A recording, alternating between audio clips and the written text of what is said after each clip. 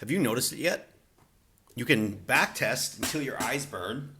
You can scroll through the charts until your mouse hand goes numb. You can rack up screenshot after screenshot of picture perfect setups.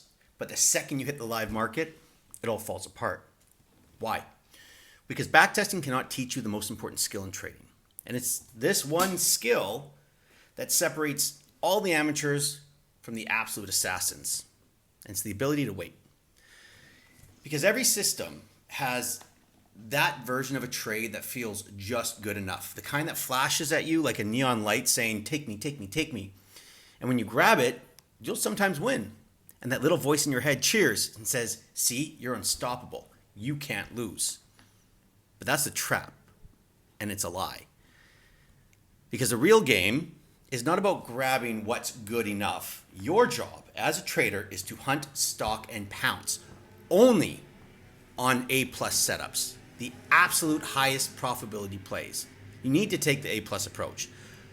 The thing about A-plus setups is that they don't show up like candy. They don't fall into your lap every 5 minutes. They take time, they make you sweat, and they demand patience that most traders will never, ever, ever have. And this is where everything goes sideways. Because we're built to move. We're taught to act. We're told to scratch that itch. So instead of waiting for that delicious pie, we grab crumbs off the floor and we convince ourselves that these crumbs are enough. And then we wonder why we're starving. The problem with backtesting is that it feeds that impulse. Because in backtesting, time bends. You click the arrow, boom, new candle, new setup, new trade. And it feels like you're training yourself.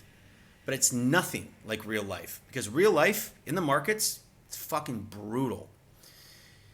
As far as A-plus setup goes, my personal A-plus setups, they take 48 hours to form. 2 full days of silence, of staring, of fighting the urge to do something, anything.